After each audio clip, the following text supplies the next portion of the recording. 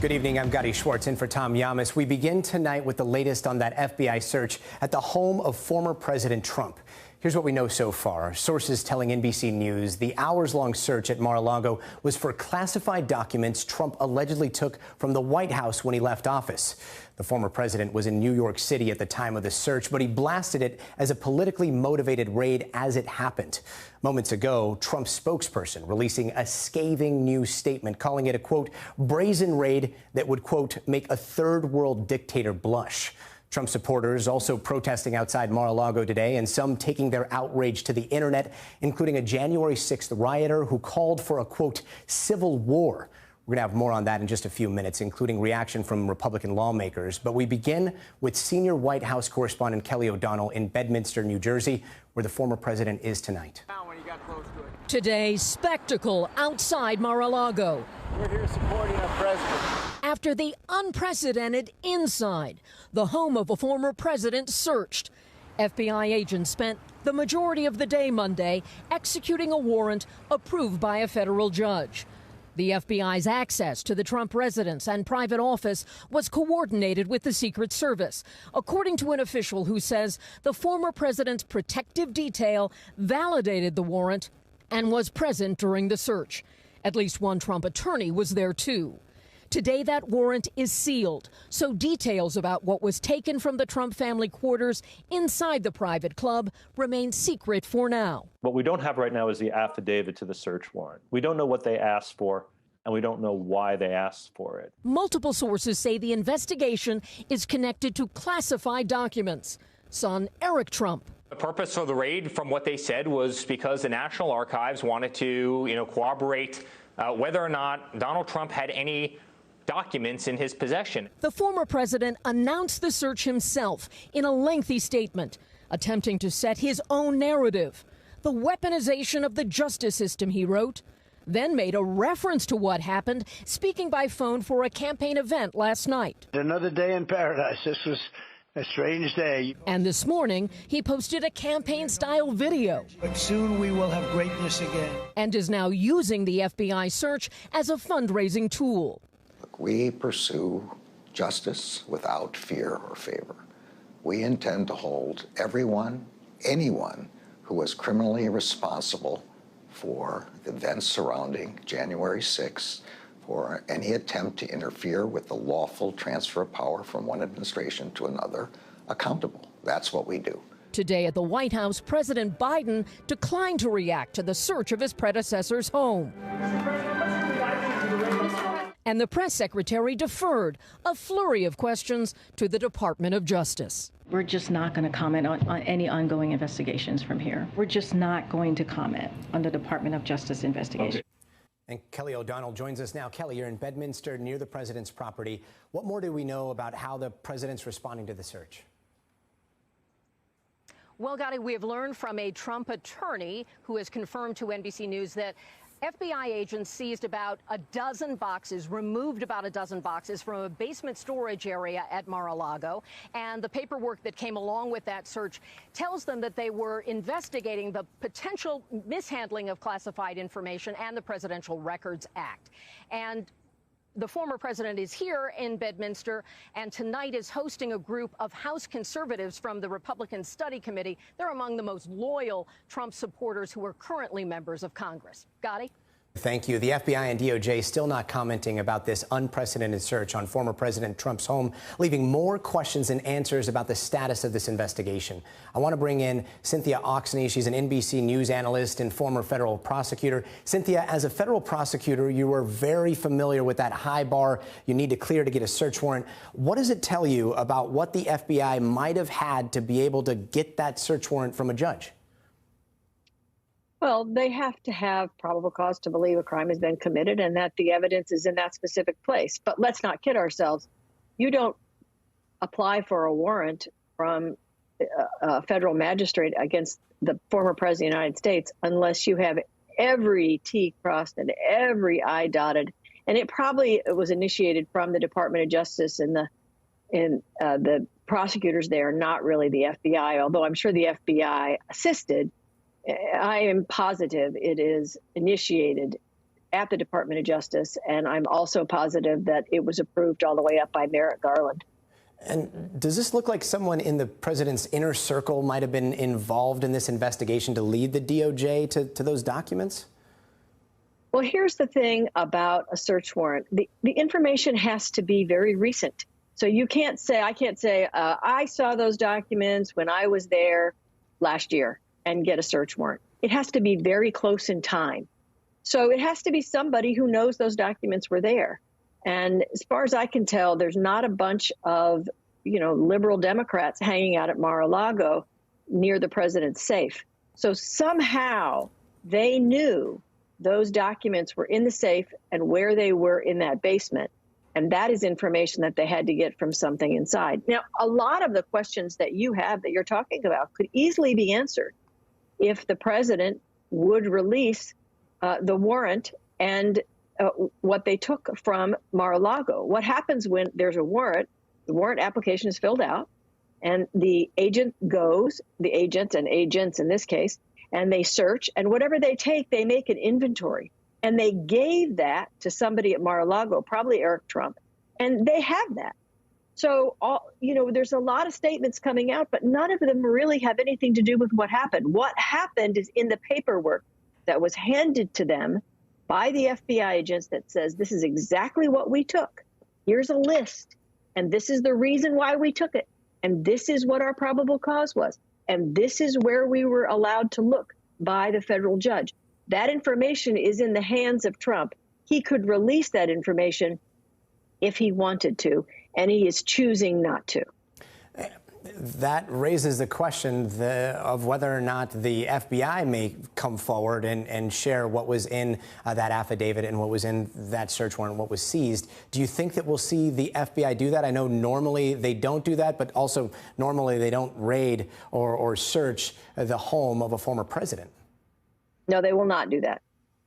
If there are charges down the road, and we have no idea if there will be or not because we don't have enough information, that information will come out eventually. But if there are no charges, it will not come out. And it shouldn't. Other little nugget that the viewer should know, and that is not only was this search conducted and we have the questioning back and forth with Trump being done by FBI agents, but also by somebody at the Department of Justice Counterintelligence Division. And that raises more questions than it answers. And so we're just going to have to wait and see what happens. Cynthia, thanks so much for watching this for us. And now to the political fallout over the FBI's unprecedented search at Mar-a-Lago and what it might mean for former President Trump as he weighs another run for the White House. This is the midterm elections are now less than 3 months away. NBC's Vaughn Hilliard has more. The FBI search warrant is more than part of an investigation into a former president, but also a possible future one. Now we may have to do it again. We may have to do it again. Trump this weekend flirting again with the 2024 bid. And today, according to allies, only more inclined. I talked to the president just about an hour ago. The one thing I can tell you is that I believed he was going to run before. I'm stronger in my belief now.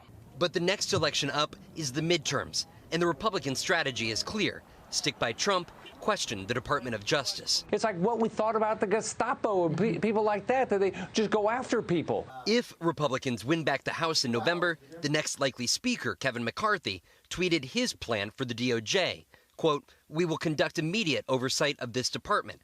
Attorney General Garland, preserve your documents and clear your calendar."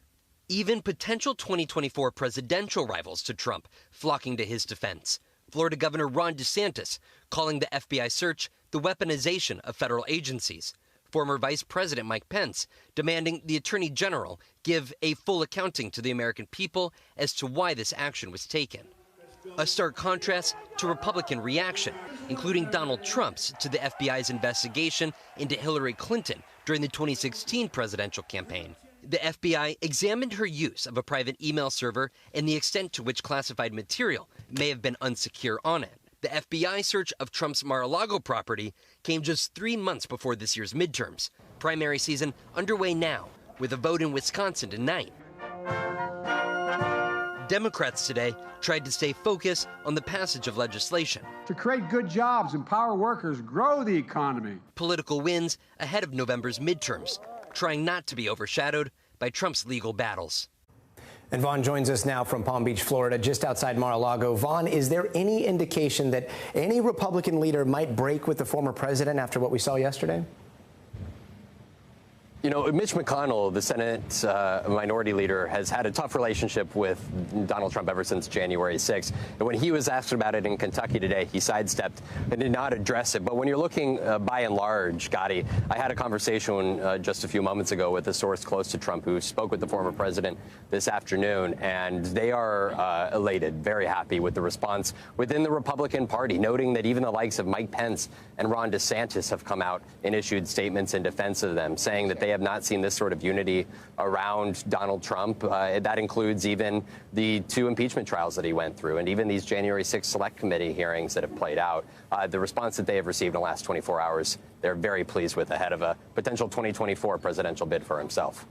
Vaughn, thank you. And after the news broke last night, online users of pro-Trump internet forums flooded the comment sections, writing about a, quote, civil war with a warning to, quote, lock and load, while mainstream pro-Trump influencers with millions of followers online doubled down on the dangerous rhetoric that we were hearing. Let's bring in NBC News senior reporter Ben Collins. He's been monitoring online reaction to the FBI's search in Mar-a-Lago. He's got an exclusive new article up on NBCNews.com. Ben, you've been covering the furthest right fringe for years. I vividly remember that you were the first person that I heard warning that something like January 6th could happen, not in the days before January 6th, but in the weeks prior to that, based on what you were seeing online. Based on what you're seeing today, how do you see some of this playing out? Yeah, it's the same kind of fervor, and it's also the same kind of reckless disregard for if the feds are watching your spaces anymore. That went away after January 6th. People were afraid, they didn't want to get collared, all this stuff. But I think there's this feeling that if you were going to get taken down for January 6th, that already happened, and this is such a grievous overstep in their eyes by the federal government, that it's worth starting the fight over. And you hear this from people with 6 million YouTube subscribers saying that the war is starting now, the civil war is coming. It's not just on the fringes in these spaces, not just in the extremist forums that organized January 6th. It's in these much bigger places where, the Steve Bannon right is now openly saying it's time for a civil war. And you also see on some of these forums that it's not just about former President Trump. They're saying if former President Trump's home is being searched, they're coming after you next, right? Yeah, that's the plan. They're trying to say that everything that Donald Trump has gone through, it's actually an attack on you in the long run. In 2022, what you'll see running up to the midterms is the idea of a persecution complex, that Donald Trump had the election stolen from him. That's what you saw at CPAC. The top concern at CPAC among conservatives there was that the election was stolen. And then on top of that, that, your way of life is being taken away from woke culture, CRT, and all this kind of thing. And that this was the cherry on top. This was the thing. You have to fight back against the federal government now. A lot of these extremist movements have come around, things like the Boogaloo movement, the Proud Boys. They've been getting people into this state of mind for the past few years. And they've been waiting for sort of an inflection point. This, to them, right now, is that inflection point. And when you take a look at what's going on some of these forums, is it different than what we saw before January 6th? I remember a lot of this stuff happened in the open. It happened on Twitter, it happened on Facebook, it happened where everybody across the political spectrum could read it. Now it seems like it's much deeper and behind sometimes paywalls, other times apps that most people don't use. Yeah, a lot of these groups just use Telegram. So they use communities to sort of, they go 1 or 2 rows deep in, so that the real Proud Boys chat is a community within a community, right? Those places were lit up all night last night. I was in a Groyper chat where they talked about that, which is at a white nationalist group. However, in the out and about spaces, places like the Donald, which really did organize January 6th, they are just back to straight up violence again. The top post there last night just said lock and load. So that's where we're at. They are talking about assassinating people, and they're talking about the Civil War. And in the article that you just released, some of these people are January 6th rioters that are awaiting sentencing, right? Right. That's the worry here. It's really easy to write these people off. They're anonymous people on the internet. The Proud Boys talk a big game, don't really do stuff that frequently in public. However, some of those anonymous people are very much for real. One of the top comment under that lock and load post, a guy mentioning the Civil War, that was a guy who's a 40-year-old man from Washington State who's awaiting sentencing for what he did on January 6th in storming the Capitol. So there are people who are bluffing. There are people who are trying to get people ramped up. But there are also people who are very serious about this. We now know from January 6th that there are enough people who will go and have their emotions take over and storm a Capitol or something like that. When they're told not to storm a Capitol, but to start the revolution, start the Civil War, that's when it gets really dangerous. And Ben, I hate to ask, but what do you think the chances are that we may see civil unrest because of this? Civil unrest, absolutely. I think that, we've already seen this in the run-up to the 2018 midterms. There was the MAGA bomber who was sending pipe bombs around. He was obsessed with Fox News talking points. There was also that one specific guy who shot up a synagogue, killed 8 people in Pittsburgh because he was obsessed with the caravan. So there is already a precedent for this. But even back then, I would say the idea that this is the apocalyptic idea, that your way of life is getting taken away, it wasn't at that fever pitch it is now. Ben, thank you so very much for joining us here. And we're going to turn now to breaking news out of New Mexico, where police have arrested a man in connection to a string of killings of Muslim men. Let's get right to Guad Venegas, who is in Albuquerque with the latest on the case. Tonight, police say they've arrested 51-year-old Muhammad Syed, identified as the primary suspect in the recent killings of 4 Muslim men in Albuquerque. A tip from the community is what helped us lead us to this subject, and what helped us eventually find the car that we put out just 2 days ago. Authorities said an interpersonal conflict may have led to the shootings. Syed is being charged with 2 homicides, the killings of Abtab Hussein and Muhammad Afzal Hussein. We knew Albuquerque would step up and somebody would find and identify that vehicle for us, which is exactly what happened. The 4 killings taking place on different evenings in this section of the city, 3 of them in the last 2 weeks. On Sunday, authorities released a photo of the suspect's car, pleading for the public's help and adding a $20,000 reward for information. Today's news, little comfort for Sharif Hadi, the brother of victim Mohammed Sair Ahmadi. Everybody's coming to me and they're crying for him. If you lost somebody, you never get it back. The latest victim, 25-year-old Naeem Hussein, who was found dead Friday night, just hours after attending the funerals of 2 of the other murder victims, Muhammad Asfal Hussein and Aftab Hussein, all 3 originally from Pakistan. And Guad Venegas joins us now from Albuquerque. That's my hometown, and I can see you're experiencing some of those monsoons there. Guad, thanks so much for being there for us. The suspect is only facing charges for 2 murders right now. Could he also be charged for the other 2? Right, Gotti. As of now, there's those 2 charges, but the district attorney's office is working with authorities, with detectives, on possible charges for the other 2 homicides. Now, the chief of police also informed that the suspect is originally from Afghanistan. He came to the United States years ago, and he has some misdemeanor charges for domestic violence as they continue working on finding possible motives. Gotti. Guad, thanks so much for being out there for us. Always good to see rain in Albuquerque. Let's go to Ukraine, where a standoff between Russia and Ukrainian troops at a massive nuclear power plant shows no signs of letting up. Both sides now accusing the other of striking reactors, which, if damaged, could lead to a nuclear disaster. Morgan Chesky is in Ukraine with the latest developments. Tonight, Russia refusing access to the largest nuclear power plant in Europe, rocked by explosions and now operating in dangerous territory. Inspectors unable to visit the Ukrainian facility, now forced to speculate about damage it sustained over the weekend. Video shows smoke rising after a series of explosions. Both Russia and Ukraine blame each other for.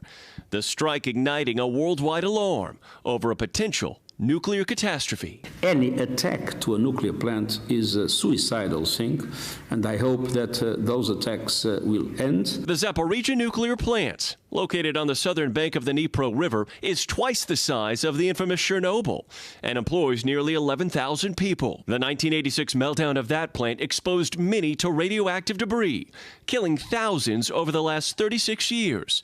And created a 1,000-square-mile exclusion zone. Ukraine's national energy company saying recent strikes damaged several buildings and forced one of the 6 reactors to go offline. Dmytro Orlov, the exiled Ukrainian mayor whose town borders the plant, says Russian forces have already killed 1 employee for not following orders and fears a nuclear disaster. If there is a worst-case scenario and a meltdown at the plant, what happens to your town? Will it cease to exist? my community will cease to exist. That's it. That's it. To the south in Crimea, a Ukraine strike on a Russian airfield sending a massive plume of smoke rising skyward. The country fighting to retake the Russian-occupied south will soon have even more help. The Biden administration pledging $1 billion more in aid, including the HIMARS rocket launchers that have been so effective in slowing Russian shelling. And tonight, the former inspector of Ukraine's atomic energy program says that right now, all of those massive reactors still appear to be operational. But should a worst-case scenario take place and a meltdown happen, he says the consequences would rival or exceed Japan's disaster in Fukushima. Gotti? Morgan, thank you. We turn now to the weather, and the flooding threat continues. Flood watches in effect throughout the Midwest as showers and thunderstorms develop over Ohio, West Virginia, and hard-hit Kentucky. And today, nearly 45 million people are under heat alerts across the Northeast and Pacific Northwest. But relief is on the way. NBC meteorologist Bill Cairns joins us now. Bill, are we finally out of the woods on all this blistering heat? We're getting there for some people. Not everyone, but we already have some relief. And how about that thunderstorm over the top of Albuquerque? I mean, we obviously need all the wet weather we can get in the west, but you don't want it all at one time. And wouldn't doubt if we get some flash flood warnings there near Albuquerque soon. So the concern, obviously, we're still our thoughts, the recovery efforts, everything in eastern portions of Kentucky. This area is under that flash flood watch. We do have one flash flood warning in extreme southern Ohio. This is right where Ohio meets West Virginia. This is all mountainous terrain in the central Appalachians. And, of course, if we get heavy rain in this area, it's going to be a concern, even if it's not in the exact same spots as last time. Historically, we've had some of the worst floods in our country, flash floods in this region of the nation. So the big picture shows you all the areas today under a flash flood risk. In the dark blue, that does show the Vegas to Phoenix area, even that Albuquerque's in the marginal risk. But it's that Kentucky all the way through West Virginia and eventually through Virginia and even Washington, D.C. is in that slight risk of flash flooding. We've already seen numerous thunderstorms. Earlier, we had New York City was under a severe thunderstorm warning. And there's a lot of thunderstorms right now between Memphis and Nashville. So far, not too bad. We're exactly right there around Kentucky. And as far as the heat goes, we're still watching the heat alerts for about 44 million people. And even at this hour, excessive heat warnings for Philadelphia. And it's still very hot. Feels like 99 in D.C., 98 in Hartford. But as you mentioned, that relief is coming from the north. That cooler air will be moving in. 75 tomorrow in Buffalo. One more hot day in the Northeast. And then we get our relief by the end of this week, Gotti. So it's going to take a little bit, but you'll appreciate it, especially in the mornings, the end of this week. Be breathing in that fresh air. Great news. Thanks so much, Bill.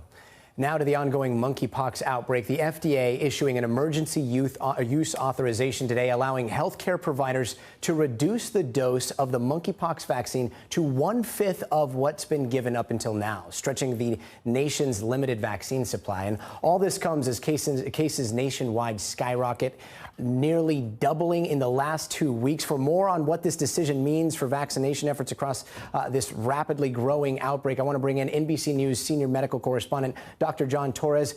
So, Dr. John, let's just drill down. What does it mean to stretch out a vaccine? So what they have found out is they can't get the vaccine out there fast enough. They don't have enough supply for what's wanted out there and the demand for the vaccine right now. And Dawn O'Connell, she's the Assistant Secretary for Preparedness and Response. She runs the Strategic National Stockpile, the secret warehouses. She said there's 441,000 doses there right now that can be let out. That's 441,000 shots. If they break that down to 5 shots per vial instead, we're talking 2.2 million shots. So you can see the shots have now expanded, and they theoretically will exceed the demand for them or the need for them. So hopefully, keeping our fingers crossed, that'll happen. And Dr. John, anytime we start talking about vaccines, there's always that skepticism, there's always that concern, especially when you hear kind of a change in game plan. Do you think that this is safe, and is there any cause for concern? Definitely think it's safe, and you are getting 1/5 of a dose of what other people would get, but it's delivered a different way, and there's a little bit of science here.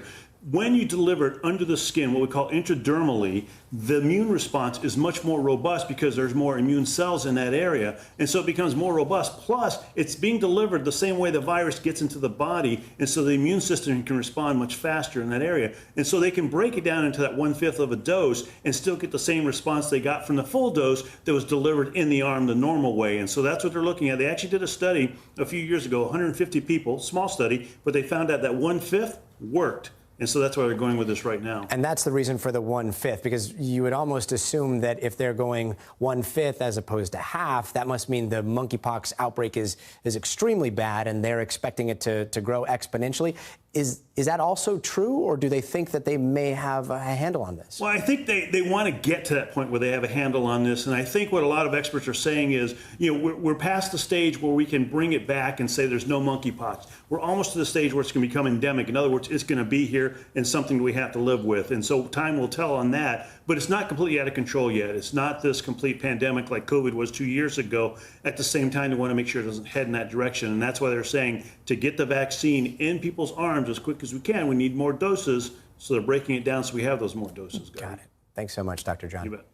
And still ahead tonight, the abduction investigation in California, the search intensifying for a missing 16-year-old girl, the massive reward now being offered, plus the murder charges handed down for that fiery crash in California, what we're just learning about the suspect's troubled driving history, and the Flash star Ezra Miller charged with felony burglary, the latest allegations against the actor. But will it affect any of his upcoming films? Stay with us.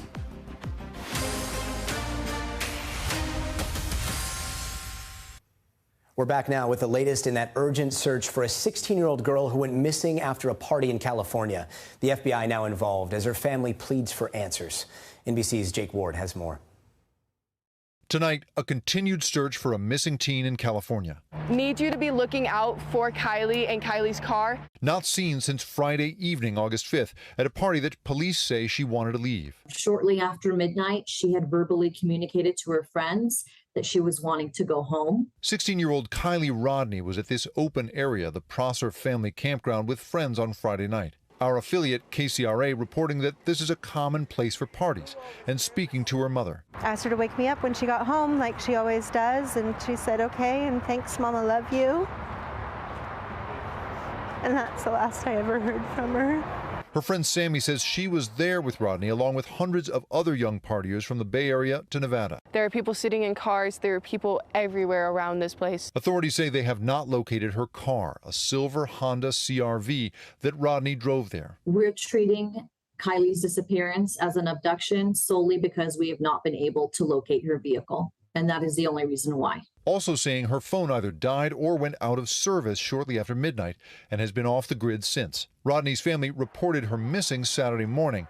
And the search now spans 2 states and involves coordination with multiple agencies, including the FBI. Our helicopter is out flying right now, along with the California Highway Patrol's helicopter. And so far, we haven't turned up anything. Officials and her loved ones begging for someone from the party to come forward. Rodney's mother making a desperate plea in a Facebook post from the Placer County Sheriff's Office. I want nothing more than to hug you.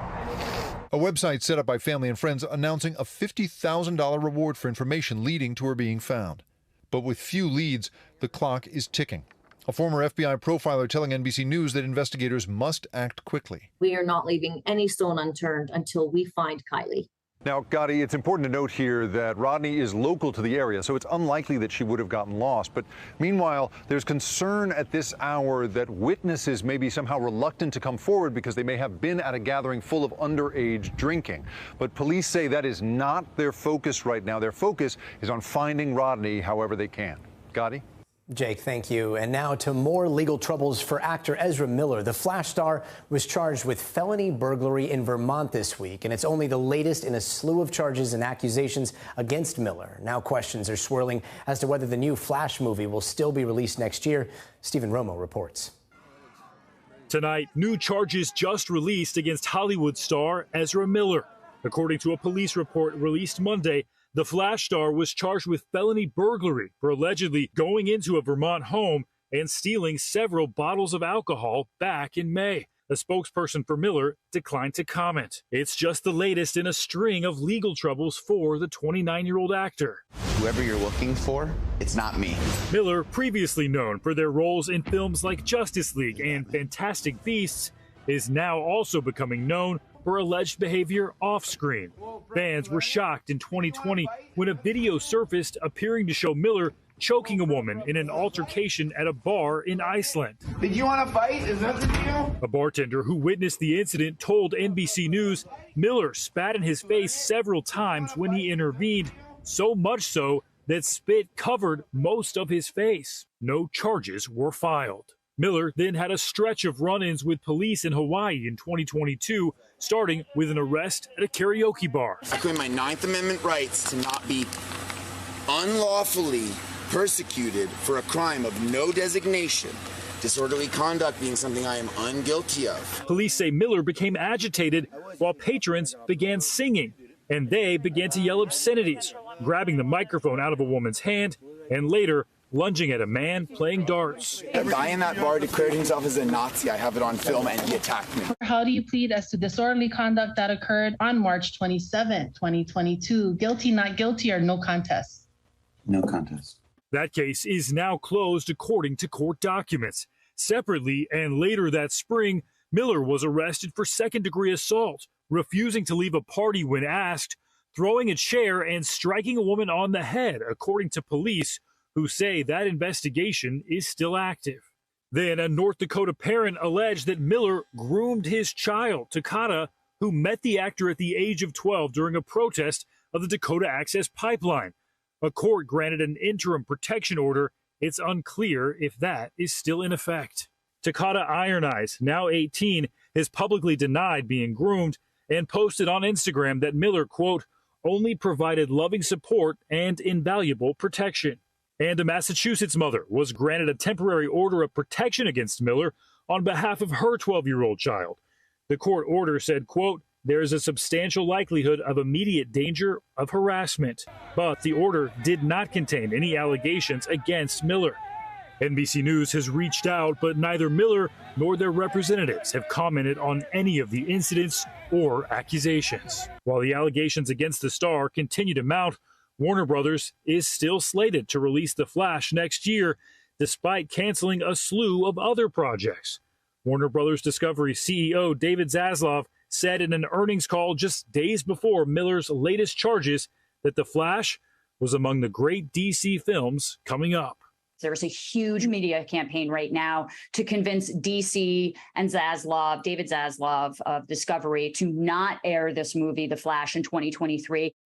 And Stephen Romo is here now with us. Stephen, The Flash isn't the only movie he's got coming up, right? Yeah, he's got a lot of big movies coming up. Just next month, he's set to star as the young Salvador Dali in a biopic called Daliland.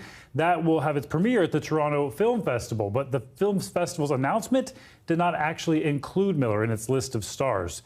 They were noticeably absent from that list, despite that being the lead role that Miller's going to play. We also did want to mention we reached out to Warner Brothers for comment on the Flash movie, and we did not hear back from them about that. So much to still watch for on this. Thanks so much, Stephen. And when we come back, the water emergency in New Jersey, a massive water main break opening up a sinkhole, cutting service, and impacting hospitals. The warning tonight to residents who live in that area.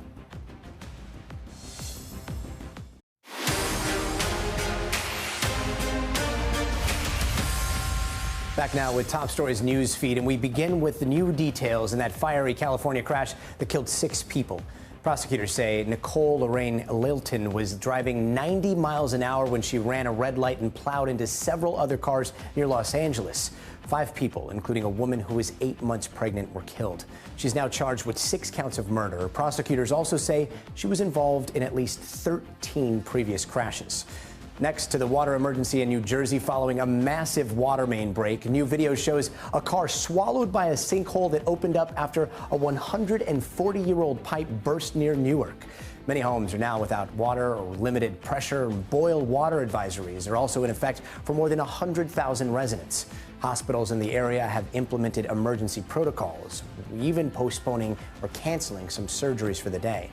A Mississippi grand jury has declined to indict the woman whose accusation led to the lynching of Emmett Till. The decision came more than a month after an unserved arrest warrant for Carolyn Bryant was found in a courthouse basement. A grand jury determined there was not enough evidence to indict her on manslaughter and kidnapping charges. This means Bryant, now in her late 80s, will most likely never be prosecuted for her role in the 14-year-old's death. And Ferrari is recalling nearly every car it sold since 2005 over brake concerns. Federal safety regulators say an issue with a fluid reservoir cap could lead to a loss of brake function. At least 19 models are affected, which includes more than 23,000 vehicles here in the United States.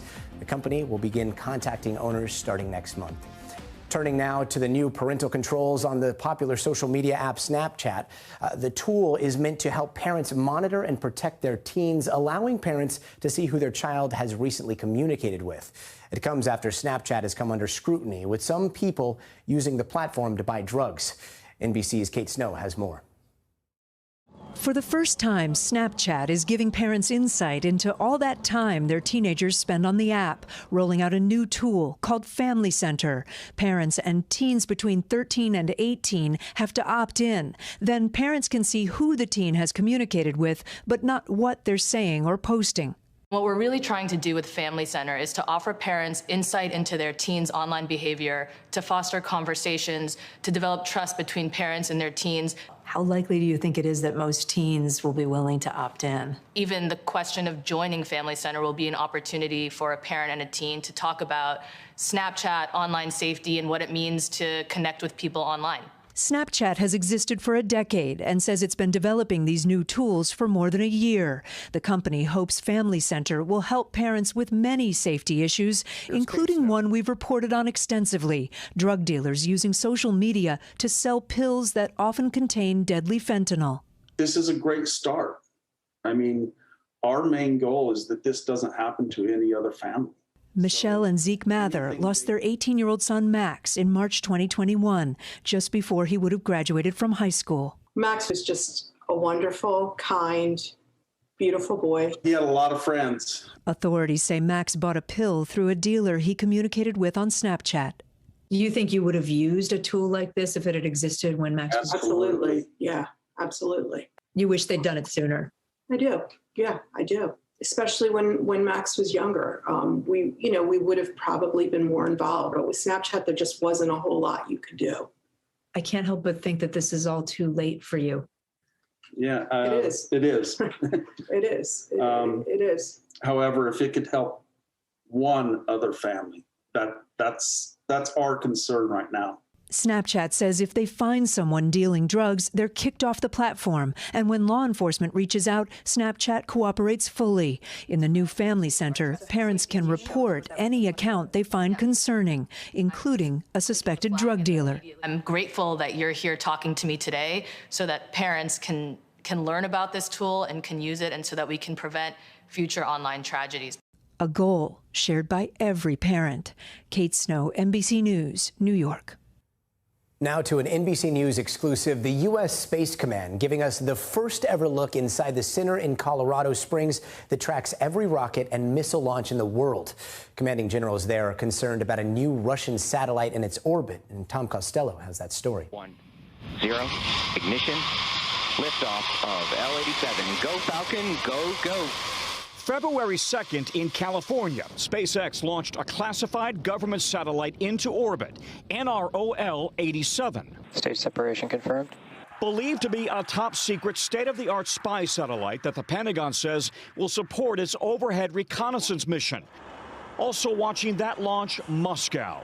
And just last week, Russia launched its own spy satellite, Cosmo 2558, placing it in the same orbit and just beneath the U.S. satellite. That's really irresponsible behavior. In an exclusive interview with NBC News, Space Command, 4-star General James Dickinson says Russia may be trying to get an up-close look at U.S. spy capabilities. We see that it's in a similar orbit to one of our high-value assets for the U.S. government. And so we'll continue, like we always do, to continue to update that and track that. This is the U.S. Spacecom Jack with an Operation Limit Defender Conference. All conferees respond when pulled. Last week, our cameras were the first ever allowed inside the Space Command Joint Operations Center in Colorado Springs. It's at the zenith, the very top of our space operations centers within the Department of Defense, where the U.S. watches and tracks every missile and rocket launch anywhere in the world. From the war in Ukraine to Chinese military exercises off Taiwan to that Russian satellite launch. How quickly do they learn that something has launched somewhere in the world? We have some really good space capabilities today that will tell us almost immediately if there's been a launch. Longitude 80 degrees, 36 minutes west. This is the newest infrared satellite used to detect the heat signatures from any missile or rocket launch anywhere in the world. This is half scale, The real satellite is about the size of a school bus. Russia has a similar capability with its own satellites. International satellite trackers say it's no coincidence that Russia launched its rocket at the very moment the U.S. spy satellite passed over the Russian launch site. There is a part of the current new Cold War is also going on in space. So it's basically part of this cat and mouse game that's going on in space. In a show of force last November, Russia blew up one of its own orbiting satellites. And we continue today to track almost 1,500 pieces of debris from that incident and that test event that they did. A new Cold War moving from the ground to space. Tom Costello, NBC News, Colorado Springs. Now to top stories, Global Watch, and the deadly flooding in South Korea. New video shows cars and buses underwater in the capital city of Seoul, where roads turned into rivers. At least 9 people were killed and several others are missing. Officials say more than 5 inches of rain fell per hour, the highest in the city since 1942. Cuba hit with widespread blackouts as a massive fire rages on at an oil facility. New videos showing an oil tank exploding and flames spreading. At least 1 person is dead and more than a dozen firefighters are now missing. Officials say at least 40% of the country's main fuel storage facility has been destroyed. Now to the Americas and the historic yet polarizing inauguration of Colombia's newest president, Gustavo Petro, the former guerrilla fighter, sworn in as the first ever leftist president in that country's history, and he is wasting no time in making headlines by declaring the war on drugs a failure. Colombia has a new president, former guerrilla fighter Gustavo Petro. Juro a Dios y prometo al pueblo cumplir fielmente la Constitución y las leyes de Colombia. Thousands gathered in Bogota to welcome Colombia's first ever leftist president on Sunday. With music and dance, but under heavy security. President Petro promising unity and progress to a country long haunted by violence and inequality. Pero convocamos también a todos los armados a dejar las armas en las nebulosas del pasado. Accompanied by other Latin American leaders, his wife and 5 children, the now president lifted his right fist in the air to the cheers of his supporters. Juro a Dios. Vice President Francia Marquez also making history as the first Afro-Colombian woman to hold that office. Que confiamos en él, en el cambio, que sé que le va a tocar duro, pero estamos ahí apoyándolo. Nearly 40% of Colombians live in poverty, and as they grapple with joblessness and rising violence, more than half were motivated to cast a ballot. Hoy es la última vez que me dirijo a ustedes en calidad de presidente de la República. Petro is preceded by 33 consecutive right-wing administrations, including that of former President Iván Duque. The political shift signaling a new era for U.S. foreign policy in Latin America. La guerra contra las drogas ha fracasado rotundamente. Colombia's decades-long armed conflict, worsened by the drug trade, taking center stage. Petro once belonged to a rebel group known as M19 that eventually became its own political party. And while it operated as a guerrilla organization, Petro was jailed for 2 years. Since then, the 62-year-old has been a representative, senator, and twice mayor of the capital, Bogota. The celebration extending to Venezuela. Mis felicitaciones a Colombia, a Gustavo Petro. The Petro administration promising to open up diplomatic pathways with neighboring Venezuela and is planning on sending an ambassador to Caracas, a plan heavily criticized by the previous administration and the U.S. government. Los colombianos y todas las colombianas que me están escuchando en esta Plaza de Bolívar, en los alrededores, en toda Colombia y en el exterior, que hoy empieza nuestra segunda oportunidad. And while Petro's historic win came as a surprise to many, it's important to note his victory follows a trend. He joins several other Latin American countries who have recently elected anti-establishment leaders, and among them Peru and Chile. And just days after being sworn in, Petro met with both those leaders, which is a true sign of the changing political landscape in that region. Thanks so much for watching Top Story. And for Tom Llamas, I'm Gotti Schwartz in New York. Stay right there. More news is on the way.